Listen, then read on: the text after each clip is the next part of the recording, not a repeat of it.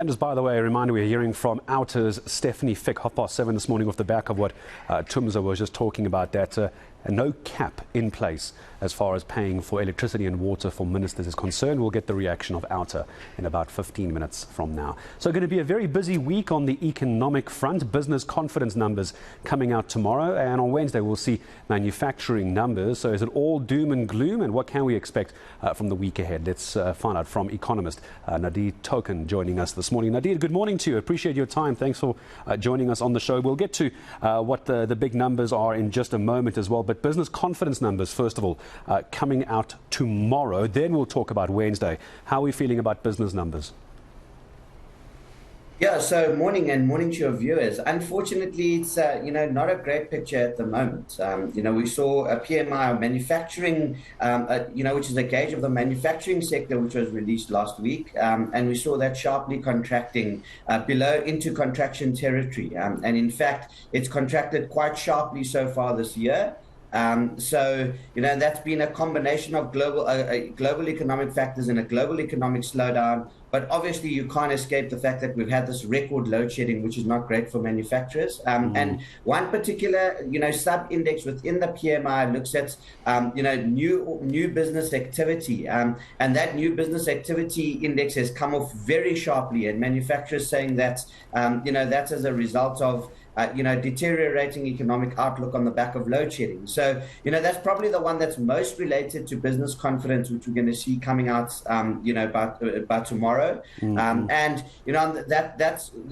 unfortunately, we're likely to see a sharp contraction there as, businesses start to scale back, becoming quite concerned about the global backdrop, obviously very concerned about load shedding, and quite concerned about the inflationary outlook as well, and what the Reserve Bank has to do to combat that. So it's been a perfect storm of events, unfortunately, and load shedding really just adding to the woes.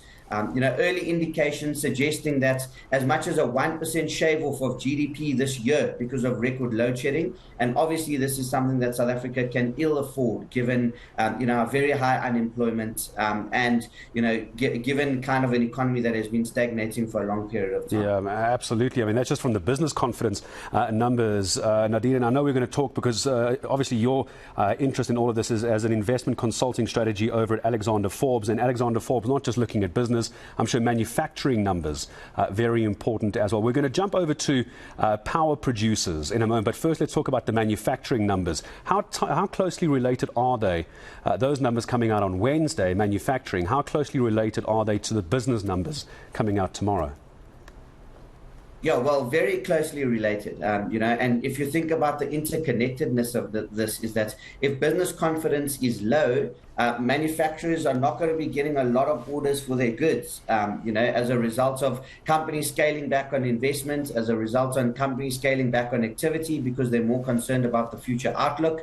That trickling through into the manufacturing sector as well. And as we know, the manufacturing sector is around 12% of South Africa's GDP.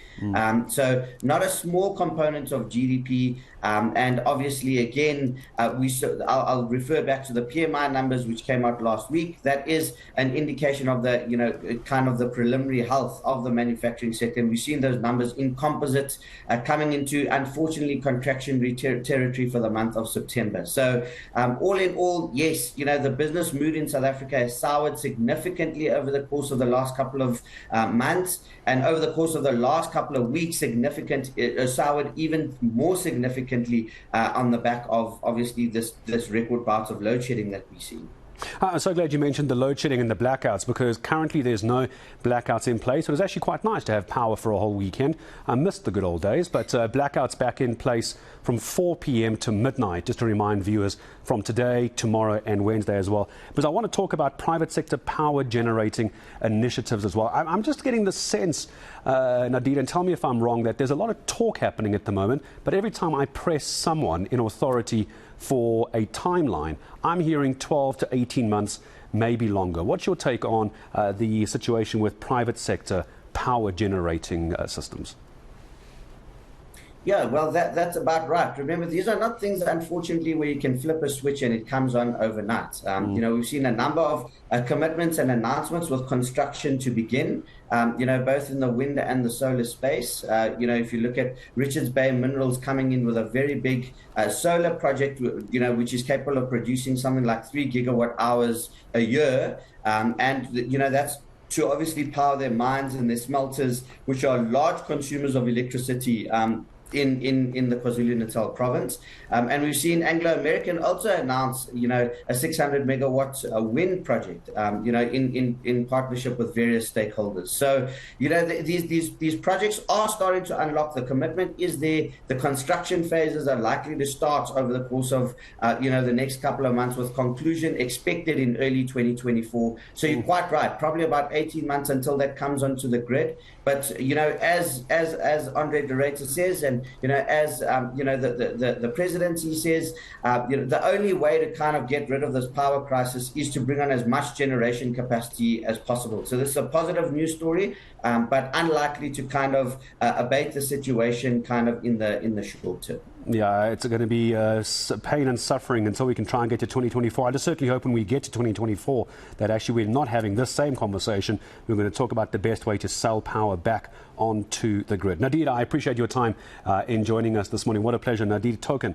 Head of Investment Consulting Strategy at Alexander Forbes this morning as well. So if we take a look